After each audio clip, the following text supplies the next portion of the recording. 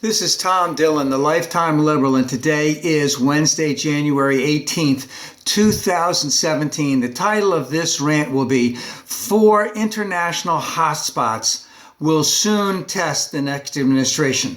So with the next administration coming in 2 days, if I remember correctly, it wasn't a couple months into George Bush's administration that the Chinese diverted a spy plane, brought it down into China or near China, and basically took all the information in terms of all the mechanical stuff that they were using to spy on, and had a little international taboo for quite 2 weeks or so. George Bush didn't look that good in it. In fact, I remember in August of that year, 2001, they were already talking about Bush being a one-term president. That was before 9/11. So the next administration will be tested early. Here are some of the 4 hotspots that really could come about. Something may come about that will really test them. And remember, in international diplomacy, if you're going to get some type of settlement, some type of an agreement, everybody has to come out a winner. And everyone has to basically concede a little bit so that everyone can come out a winner. And it doesn't appear as if the bellicoseness of the next administration doesn't appear as if they really want to negotiate. And we'll have to see how things will go if they are tested and tested early. The first one being North Korea, who recently claimed that they have some long-range missiles that will be able to reach the United States in a very, very short period of time, to which Mr. Minority indicated that that would not happen. Now, when he says that would not happen, does that mean that there would be a preventive strike on the United States? Let's take a little look back about this. There's a couple ways that this can be resolved. Number one, we can have China resolve this. We've been trying to have China do that type of work for us for a long time. They're a little negligent to do that, and also it's also nice for them to have someone near them that's even worse than them, so to speak. And if we negotiated with China to help resolve the situation with North Korea, then China would want some concessions, and one of those concessions would have to do with the South China Sea, which I'll talk about in just a second. And that would not be good for the United States, for this next administration, so to speak. And let's remember, negotiations can be very, very delicate. And if there's something that's going on that could be a powder keg to blow things up, you have to be very careful. And the big thing is that there's about 25,000 conventional warheads that are pointed at Seoul, South Korea right now, which is only 25 miles from the DMZ zone. And what does Seoul have? About 8 to 10 million people, maybe a little bit more. They could easily be obliterated in 5 minutes, not 5 minutes, but in a very, very short period of time if things don't go well. So negotiations are very, very important, but we only have technically 3 options. 1, to deal with China to help them leave the situation. 2, to deal directly with the North Koreans, who have shown themselves not to be very, very good negotiators. Or number 3, a preemptive strike. We'll see how that one comes out. The next possible big test for the next administration will be the South China Sea. Now, the South China Sea is bordered by China, the Philippines, Vietnam, and Borneo. China has claimed all of that in terms of their territory going back multi-millennia, centuries, etc. I believe the International Tribunal at The Hague basically said, no. These other countries have it too. You can't have it all. But China wants it all. They've propped up a number of islands in the atolls and made them into bigger islands, put military stuff in there, put airstrips in there, and it basically challenged anyone else to do this. Basically, they want control of that. Now, remember, the United States wants that as a shipping lane, especially for their military, so to speak. So that could be a real powder keg, too. Now, Tillerson, the possible Secretary of State, had basically indicated in his hearings that we need to send a clear signal to China. Now, remember, China thinks about things in terms of 1,000 years. We think about things, especially Mr. Minority, in about the next 10 seconds. So China has thought this thing all the way through. They already know what they're going to do. They're playing their chess game, and they're going to do it in their time, and they know what our response is probably going to be because they've done the psych profile on Mr. Minority, and they know how it's going to come about. So they will likely test Mr. Minority fairly clearly. And Mr. Minority has also indicated a couple times that China does not have any respect for our current president for 2 days and does not have any respect for the United States in general. So basically,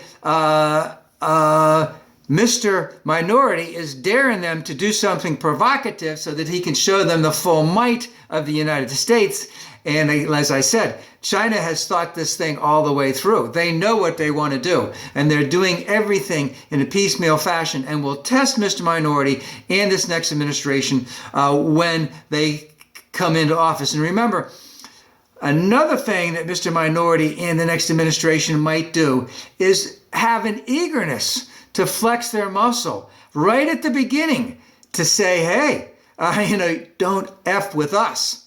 And this could be the area where they might want to show that. Another area that would be a potential powder keg is in Estonia, Lithuania, and Latvia, the Baltic states, so to speak. I want to make a big point right now to point out that just in the last couple of months, President Obama has sent troops to Norway, has sent troops to Poland, and has sent troops to Estonia.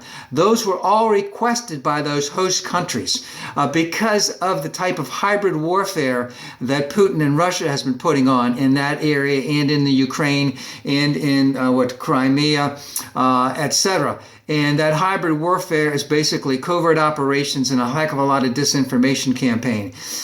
These three Baltic countries feel especially vulnerable to that type of thing because, in essence, Putin could crush them in a minute. They could take over all three of them very, very quickly, and they could prop up that disinformation and covert ops to make it look like it's their fault, to make it look like it's Mr. Minority's fault with all the troops there. They're very upset about all those troops being there. And again, will Putin, through backdoor channels, get Mr. Minority to drop, to get rid of these troops that are in Norway, Poland, and Estonia? What will happen on all of that? And of course, Putin is not doing that necessarily great in his hometown, so to speak, because gas is still only $50 a barrel, and he needs it to be at about $115 a barrel for him to really do the types of stuff he wants to do. So it's very important for him to divert attention away from home. And of course, saying that their idea of this great czarist Russia is to include basically, the Ukraine, Belarus, Estonia, Lithuania, Latvia, half of Poland, etc. So they have these grand ideas, and they will test Mr. Minority. They will test him very soon on that also. The last one being the continual, thing that never ends, which is going on in the Middle East, where we have proxy wars with the United States against Russia, proxy wars with Syria and Iran against Saudi Arabia, proxy wars in Yemen of Saudi Arabia against Iran, the United States not wanting anything to do with Iran because the wanting to basically, again, another opportunity to go after what was once called the axis of evil. But Iran is abiding by their nuclear agreement with us, and remember that is with, I believe, 5 or 6 other international, countries. I believe Russia is actually part of that. Iran has bought some Airbuses. I do believe they're buying some Boeings coming up. So for this administration, the next administration to go in there and to want to create more havoc, and then of course there's nothing good going on in a lot of those areas in the Middle East right now. Again, this could be a clear test of what's going on. Remember, Mr. Minority did say he would bomb the shit out of them. In terms of ISIS, ISIS is slowly getting out of Mosul. They'll be out of there pretty soon. They're pretty much out of Raqqa, so they don't have a lot left. Again, I want to stress that if you want to take over, when you win in warfare, which is actually armed warfare, you win by taking geography and holding geography. That's how you win. You don't bomb the crap out of them, because then they're just going to come back. So all of those 4 areas will clearly be early tests for the next administration, and it will be very, let's just hope that it will not, these tests, let's just hope that cooler heads will prevail in the United States, and we won't end up sending a signal. We won't end up showing that we need to flex our muscles. We won't end up indicating that we need to be respected, because once any type of armed conflict gets going, it takes on a life of its own, and it's very, very hard to find a way to stop that. And let's hope that that does not happen.